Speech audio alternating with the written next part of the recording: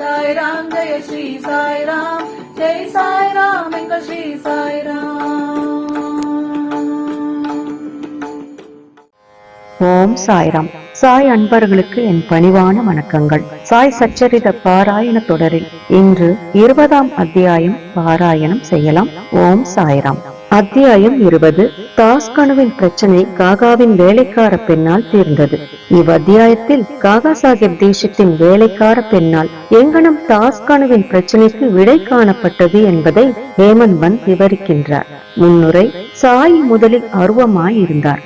பக்தர்களுக்காக ஒரு ரூபத்தை அவர் புனைந்து கொண்டார். பிரபஞ்சம் என்னும் பெரும் நாடகத்தில் மாயை என்ற நடிகையின் உதவியுடன் அவர் நடிகரின் பாத்திரத்தை ஏற்று நடித்தார். நாம் சாயை ஞாபகப்படுத்திக் கொள்வோம், அகக்காட்சியாக உருவாக்கி காண்போம்.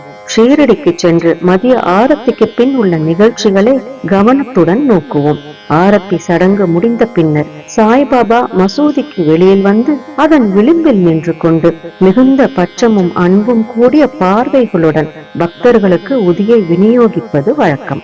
பக்தர்களும் அதே அளவு உணர்ச்சி வேகத்துடன் அவருடைய பாதங்களை பற்றி பிடித்து கொண்டனர். நின்று கொண்டும் அவரை உற்று நோக்கி கொண்டும் உதிமழையை மகிழ்ந்து அனுபவித்தார்கள். பாபா கை நிறைய உதியை பக்தர்களின் கைகளில் கொடுத்து அவர்களது நெற்றியில் தமது கை விரல்களால் பூசிவிட்டார். அவர் தம்முடைய இதயத்தில் அவர்களுக்காக கொண்டிருந்த அன்பு எல்லையற்றது. பிறகு அவர் பக்தர்களை நோக்கி பின்வருமாறு அளவலாவினார்.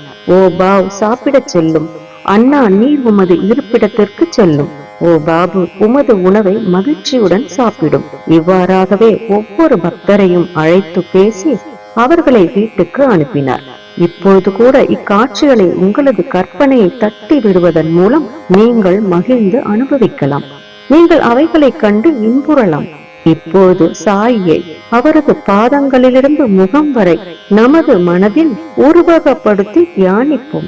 அவர் முன்னிலையில் தாழ்மையுடனும் அன்புடனும் மரியாதையுடனும் வீழ்ந்து பணிந்துவிட்டு இவ்வத்தியாயத்தின் கதைக்கு திரும்பி வருவோம். ஈசா உபநிஷதம். தாஸ்கனு ஒரு முறை ஈசா உபனிஷத்துக்கு மராத்திய விளக்க உரை எழுத ஆரம்பித்தார்.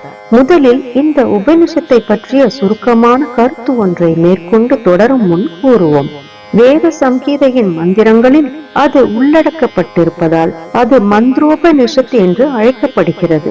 வாஜசநேய சம்ஹிதையின் இறுதியான அல்லது 40வது அத்தியாயத்தை இணைத்து உருவாக்குவதால் வாஜசநேய சம்ஹிதோபனிஷத் என்று அழைக்கப்படுகிறது. பிராமணங்களிலும் ஆரண்யங்களிலும் காணப்படும் வேத சம்ஹிதைகளில் உள்ளடக்கப்பட்டிருப்பதால் இதுவே மற்ற எல்லா உபநிஷதங்களையும் விட சிறப்பானது என்று கருதப்படுகிறது.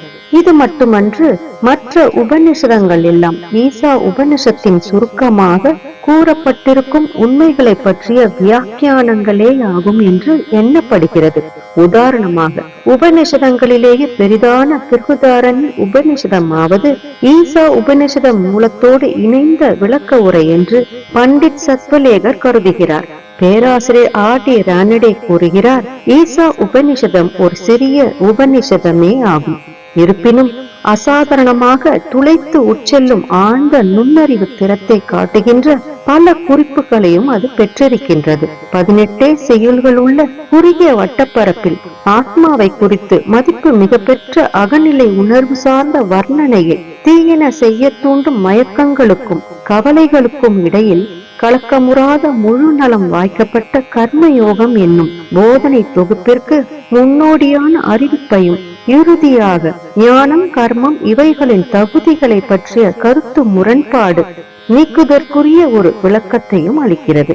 ஞானம், கர்மம் என்ற எதிரிடைகளின் வாத பொருத்தமுடைய கூட்டிணைப்பே உபனிஷத்தின் ஆணிவேரில் உறைந்திருக்கும் மிக மிக மதிப்புள்ள கருத்தாகும். உயர்நிலை இணைப்பாக்கத்தின் போது வேதம் துடைத்தழிக்கப்படுகிறது. அவர் மற்றும் ஒரு இடத்தில் நீதி, மறை, மெய்மை, நுண்பொருள், கோட்பாட்டியல் இவைகளின் ஒருமித்த கலவையை ஈசா உபனிஷத்தின் பாடல்கள் என்றும் கூறுகிறார். மேலே தரப்பட்ட இந்த உபனிஷத்தை பற்றிய சுருக்கமான விளக்கங்களால் வட்டார பேச்சு மொழியில் இதனை மொழி பெயர்ப்பதென்பதும் சரி நுட்பமான அதே அர்த்தத்தை கொணர முற்படுவதும் எவ்வளவு கடினமானது என்று எவர் ஒருவரும் அறிய இயலும்.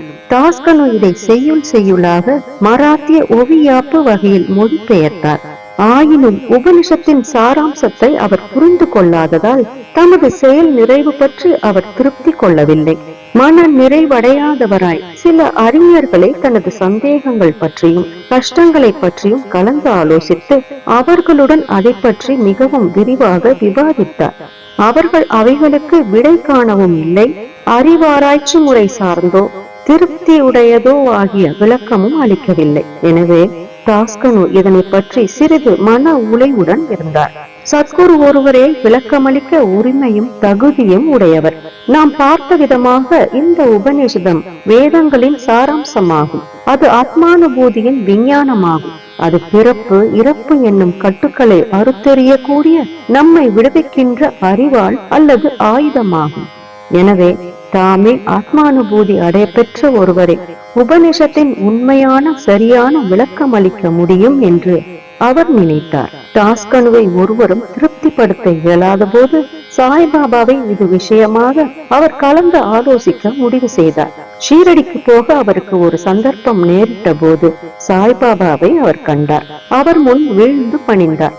ஈசா உபநிஷத்தை பற்றிய தனது கஷ்டங்களை தெரிவித்து அதை பற்றிய சரியான தீர்வு தரும்படி அவரை வேண்டிக் கொண்டார். சாய்பாபா அவரை ஆசீர்வதித்து கூறியதாவது, நீ கவலைப்பட வேண்டியதில்லை. இவ்விஷயத்தை பற்றி எவ்வித கஷ்டமும் இல்லை. நீ வீட்டிற்கு திரும்பி போகும் வழியில் விலேபார்லேயில் காகாவின் வேலைக்காரி உனது சந்தேகங்களை தீர்த்து வைப்பாள். பாபா இதை சொல்லும் பொழுது அங்கிருந்து இதனை கேட்டுக் கொண்டிருந்த மக்கள் பாபா வேடிக்கை செய்கிறார் என்றும், கல்வி அறிவற்ற வேலைக்காரி ஒருத்தி இவ்வாறான சிக்கல்களை எங்கனும் தீர்த்து வைக்க முடியும் என்றும் சொல்லிக் கொண்டனர். ஆனால் தாஸ்கனுவோ வேறு விதமாக எண்ணினார். பாபா எதை பேசிய போதும் அவை உண்மையில் நிறைவேறியே தீரும். பாபாவின் சொல்லே பிரம்மத்தின் ஆணை பத்திரமாகும் என்பதில் அவர் உறுதியாக இருந்தார். காகாவின் வேலைக்காரி பாபாவின் மொழிகளில் முழுமையான நம்பிக்கை கொண்டு ஷீரடியை விட்டு அவர் விலேபார்லேவிற்கு வந்து காகா சாஹிப் தீட்சித்துடன் தங்கினார்.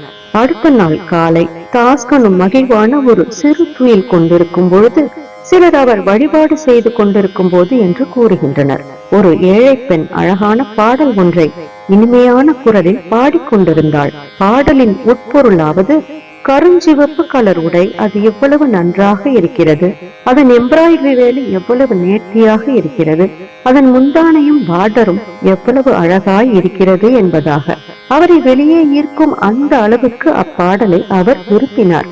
வெளியே வந்து பார்த்தபோது காகா சாஹிப்பின் வேலைக்காரனான நாமியாவின் சகோதரியான ஒரு சிறுமியால் அது பாடப்பெற்றதை கண்டார். அப்போது அச்சிறுமி பாத்திரம் கழுவி கொண்டு இருந்தாள். அவளது மேனியில் கிழிந்த உடை ஒன்றே இருந்தது. அவளது ஒருமையான நிலையையும் அவளது களிப்பான உளப்பாங்கையும் கண்டு தாஸ்கனு அவளுக்காக பரிதாபப்பட்டார்.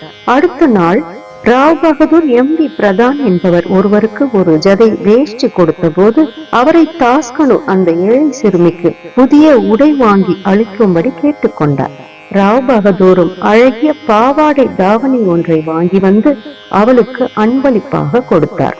பசியால் வாடும் ஒருவனுக்கு அதிர்ஷ்டவசமாக உண்பதற்கு நல்ல விருந்து கிடைக்க பெற்றதை போன்றே அவளது களிப்பு கரை காணாது போயிற்று. மறுநாள் புத்தாடையை அவள் அணிந்து கொண்டாள். பெரும் மகிழ்ச்சியுடனும் கொண்டாட்டத்துடனும் சுற்றி சுற்றி ஓடினாள், சுழன்று நடனம் ஆடினாள். மற்ற சிறுமிகளுடன் புகடி விளையாடி அவர்களை எல்லாம் வென்றாள்.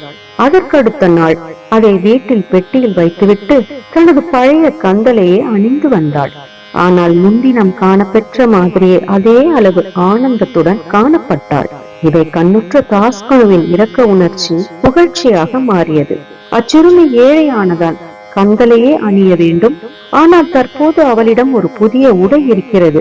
அதை அவள் பத்திரப்படுத்தி இருக்கிறாள். பழைய கந்தலையே உடுத்தியும் எல்லளவும் துன்பமோ மனச்சோர்வோ இல்லாதபடி அவற்றை அவள் தாங்கிக் கொண்டாள். இவ்வாறாக நமது இன்ப துன்ப உணர்ச்சிகள் எல்லாம் நமது மனத்தின் பாங்கை பொறுத்தே இருக்கின்றன என்பதை அவர் உணர்ந்தார். இந்நிகழ்ச்சியை பற்றியே அவர் ஆழ்ந்து ஆராய்ந்து, கடவுள் முன்னும் பின்னும் எல்லா திசைகளிலும் எல்லா பொருட்களிலும் சூழ்ந்து ஊடுருவி இருக்கிறார் என்றும், கடவுளால் அவனுக்கு வழங்கப்பட்டவை அனைத்தும் உறுதியாக அவனது நன்மைக்கே ஆகும் என்னும் மறுக்க இயலாத திட நம்பிக்கையுடன் கடவுளால் தனக்கு அருளப்பட்டவைகள் அனைத்தையும் மகிழ்ந்து அனுபவிக்க வேண்டும் என்றும் அவர் உணர்ந்தார். இக்குறிப்பிட்ட சந்தர்ப்பத்தில் ஏழை சிறுமியின் வறுமை நிலை, அவளது கந்தல் உடை, புது பாவாடை தாவணி, அதை அன்பளிப்பாக கொடுத்தவர், அன்பளிப்பை பெற்றவள், அதனை ஏற்றுக்கொள்ளுதல் எல்லாம் கடவுளின் கூறுகளே. அவரே எல்லாவற்றிலும் ஊடுருவி பறந்து இருக்கிறார் என்று தாஸ்கனு உபனிஷத பாடத்தின் நடைமுறை சான்று விளக்கத்தினை இவ்விடத்தில் பெற்றார். எது நேரினும் அது கடவுளின் ஆணையே என்றும் கடைமுடிவாக அது நமக்கு நன்மை அளிக்கும் என்று தமக்குரியவைகளிடம் திருப்தி கொள்ளுதல் என்பதும் ஆகும். தன்னேரில்லா போதனை முறை. மேற்கூறிய நிகழ்ச்சியிலிருந்து பாபாவின் வழிகள் தனித்தன்மை வாய்ந்தவை, மற்றவைகளிலிருந்து மாறுபாடானவை என்பதை வாசகர்கள் காண்பார்கள். பாபா ஒருபோதும் ஷீரடியை விட்டு சென்றதே இல்லையாயினும் அவர் சிலரை மச்ரந்த கட்டுக்கும், சிலரை கோலாப்பூர் அல்லது ரோலாப்பூருக்கும் சாதனைகள் பயில்வதற்கு அனுப்பினார். சிலருக்கு தமது வழக்கமான ரூபத்தில் தோன்றினார், சிலருக்கு விழிப்பு நிலையிலோ அல்லது கனவிலோ இரவிலோ அன்று பகலிலோ தோன்றி அவர்களது ஆசைகளை பூர்த்தி செய்தார். தமது அடியவர்களுக்கு பாபா உபதேசிக்க கையாண்ட எல்லா வழிகளையும் விவரிப்பதென்பது இயலாத காரியம். இக்குறிப்பிட்ட விஷயத்தில் அவர் தாஸ்கனுவை விலேபாலேக்கு அனுப்பினார்.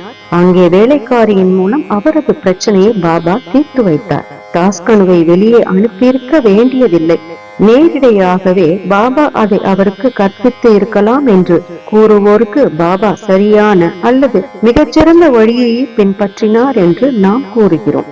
அல்லாவிடில் ஏழை சிறுமியும் அவளது புடவையும் கடவுளால் வியாபிக்கப்பட்டு இருக்கிறது என்னும் பெரியதோர் பாடத்தினை தாஸ்கனு எவ்வாறுதான் கற்றிருக்க முடியும்?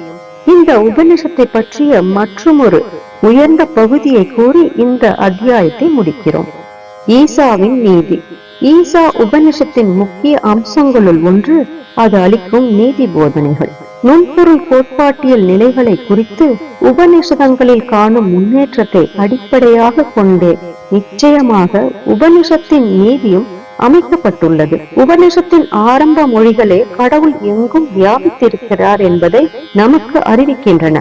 இந்த நுண்பொருள் கோட்பாட்டியல் நிலையென்று தெளியப்பட்ட முடிவிலிருந்து கிளைத்தெழும் பிரிதோர் முடிவாக அது அளிக்கும் நீதி போதனையாவது, அவரே யாண்டும் நிலவியுள்ளார், தனக்கு கடவுளால் அருளப்பட்ட யாவையும் நிச்சயமாக நன்மைக்காகவே ஆனது என்னும் உறுதியான நம்பிக்கையில் கடவுள் தனக்கு அருளியவற்றை மகிழ்ந்து அனுபவிக்க வேண்டும் என்பதாகும்.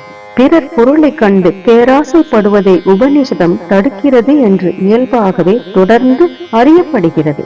யாதாகினும் கடவுளின் ஆணையே என்றும், எனவே அது நமக்கு நன்மை அளிக்கும் என்ற நம்பிக்கையில் நமக்குள்ளவைகளை கொண்டு நாம் திருப்தி அடைய வேண்டும் என்று நாம் பொருத்தமாகவே அறிவுறுத்தப்படுகிறோம். மற்றொரு நீதி போதனை யாதெனில், சாஸ்திரங்களில் சிறப்பாக குறிப்பிடப்பட்டிருக்கும் அந்த கர்மங்களே ஆண்டவனது சங்கல்பம் என்று அவை அடக்கத்துடன் ஏற்றுக்கொண்டு அந்த நம்பிக்கை உள்ள மனப்பாங்குடன் மனிதன் தனது வாழ்நாளை எப்பொழுதும் கர்மம் செய்து கொண்டிருப்பதிலேயே கழிக்க வேண்டும் என்பதே ஆகும். செயலின்மை என்பது இந்த உபனிஷத்தின்படி நமது ஆன்மாவை அரிக்கும் புழுவாகும். மனிதன் இம்முறைப்படி கர்மங்கள் புரிவதில் தனது வாழ்நாளை கழிக்கும் போது மட்டுமே நிஷ்காமியம் என்கின்ற முழு நிறைநிலையை எய்துவதை என்ன இயலும்? முடிவாக அதன் வாசகங்கள் கூறுவதாவது, ஆத்மாவினுள் அனைத்து ஜீவராசிகளையும் அனைத்து ஜீவராசிகளுக்குள்ளும் ஆத்மாவையும் காண்பவன் உண்மையில் அனைத்து ஜீவராசிகளும் மற்றும் உலகாயிருக்கும் ஒவ்வொரு பொருளும் ஆத்மாவாகவே ஆகிவிட்ட அப்பேற்பட்ட மனிதன் எங்கனம் மயக்க நிலைக்கு ஆட்பட இயலும்? ஆழ்ந்த மன துயரம் அடைவதற்கு அவனுக்கு அடிப்படை காரணம் யாதாக இருக்க முடியும்? வெறுப்புணர்வு, சித்தத்தின் மயக்கம், ஆழ்ந்த மனத்துயரம் யாவும் ஆத்மாவை யாண்டும் தரிசிக்க இயலாத நமது பண்பிலிருந்தே கிளம்புகின்றன. ஆயின் எவன் ஒருவன் அனைத்து பொருட்களிலும் ஏகத்தையே தெளிவாக உணர்கிறானோ, எவனுக்கு ஒவ்வொரு பொருளும் ஆத்மாவாகி விட்டதோ, அதே உண்மையின் காரணமாக மனித இனத்தின் குறைபாடுகளினால் இனி ஒருபோதும் பாதிக்கப்படாதவன் ஆகின்றான். ஸ்ரீ சாயை பணிக. அனைவருக்கும் சாந்தி நிலவட்டும். ஜெய் சாய்ராம். சாய் சச்சரிதம் படிப்பதாலும் கேட்பதாலும் நமக்கு மன நிம்மதியும் மன நிறைவும் கிடைப்பது மட்டும் அல்லாமல் இதை கேட்பவர்களின் அனைத்து ஆழ்மன துயரங்களும் நீங்கி அனைவரும் எல்லா நலன்களையும் பெற்று மிகவும் சிறப்பான மகிழ்ச்சியான ஆரோக்கியமான நிம்மதியான வாழ்க்கை வாழ நம் சாய்பாபா நம் அனைவரையும் ஆசீர்வதிக்கட்டும். ஜெய் ஜெய் சாய்ராம். சாய்ராம் ஜெய ஸ்ரீ சாய்ராம், ஜெய் சாய்ராம் எங்கள் ஸ்ரீ சாய்ராம்.